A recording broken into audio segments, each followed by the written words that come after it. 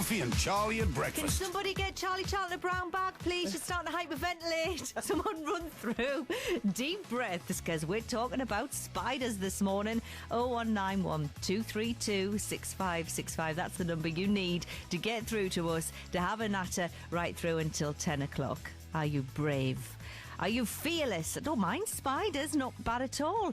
Or we've got Charlie Charlton, she's kind of quivering this morning. If you are a fan of the 8-legged creepy crawlies, then I've got good news for you. Arachnophobes, you might want to turn away right now, because experts are warning spiders as big as mice could be set to invade northeast homes. Well, at least you're going to see them, aren't you? They're not going to be hiding away. You will spot them as soon as you open the front door. Stop it. Giant house spiders are on the lookout for a warm... Your house is warm. Mm-hmm. You haven't got any damp, so it's dry. Mm-hmm.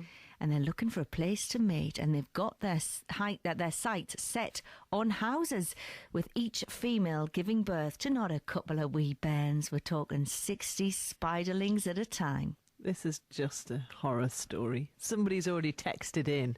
I'm getting no support, actually, at all on the text. Thanks for this. Fran at Kirkley Mill Kennels simply says, "They're here," and has sent a photograph of what looks like a false widow spider. You know, when they've got a big black body and spidery long legs. They've used a newspaper article to sort of give you a gauge of how big it's going to be. That must be about 4 inches, maybe. Yeah. You know, where you could see it, scoop it up in a little tissue, take it outside. You know, when people talk about, you know, when you went into school and people would say that the knit nurse was on their way and everybody would just start scratching. This is how I feel about spiders when you start talking about this. It's been a wet spring, warm summer, insect numbers have been boosted. That can be a really good idea. But arachnologists from Newcastle University say there might be more of these little mini beasts, which can have a leg span of almost 3 inches. They're on the move this year, potentially coming to a lounge, kitchen or bedroom near you. So, why is it we are so scared of these spiders? Why is it we are so bothered by creepy crawlies? How do you deal with them? We'd like your tips on that. 0191 232 6565. Let's bring in somebody who might know. It's Guy Tansley from Bugs and Stuff in Gateshead. Guy, a spider the size of a hand? Definitely not a British spider. There are certain circumstances where they do come in on different imports and stuff like that.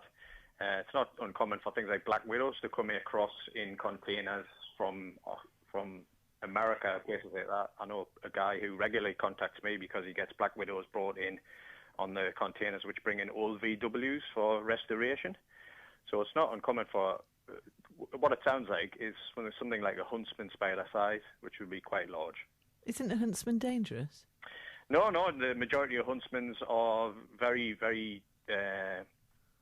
They're fast and they're big, but they're not dangerous at all. They can bite. They're all venomous, but they haven't got a dangerous bite at all. They just look big, fast, and scary to people who are afraid of these sorts of things. Yeah, I'm being taunted on the text. Somebody's even just sent in a picture that they've drawn, a hand-drawn picture saying "boo" at the bottom, and the picture, and it just looks like a kind of witchy spider. A lot of the fears are just instigated by other people, to be honest, programs like this, just talking about it a bit too much, really. And, you know, the media loves a good scare story as well. So, I mean, we're all about education and promoting the good side of spiders. So, but it's often the media which helps a lot with that. You work a lot with children then, don't you, for Bugs and Stuff? Yeah, I do educational workshops, mainly in schools. But during the summer, we do events throughout the northeast, promoting spiders and all other types of exotic animals. Do you find that children aren't bothered by them? Children are intrigued, children want to touch them, and is it the parents that sort of step back a little in those situations? Yeah, that's right. The majority of children have no fear about it, and it is a learned fear. You're not born with a fear of spiders. There probably is something in you from millions of years ago in an evolutionary sense that, you know, you do fear things which could potentially be dangerous. But you tend to find parents try and get over the fears because a lot of the times they don't want to pass the fears onto their children. Yeah, actually, that's come in by a few people on text, and this from Dawn and Alex in Low Fell. They say, "Good morning. Never killed a spider. They're amazing creatures. They do a great job in the garden and in the house, eating all the nasties in the carpet, etc. Not that I don't hover.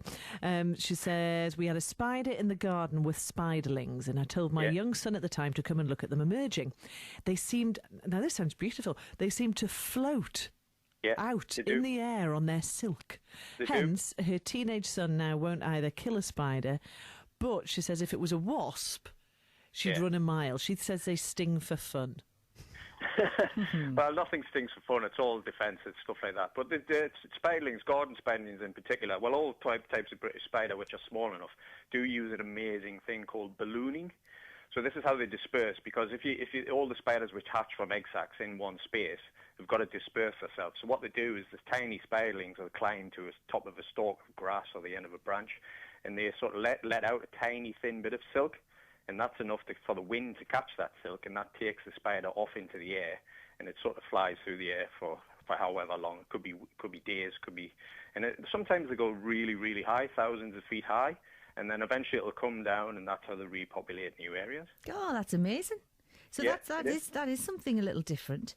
When within your sort of repertoire of creepy crawlies, if you like, and little creatures, is it the spiders that people show perhaps the most fear, or is there others? Is it maybe little frogs or cockroaches?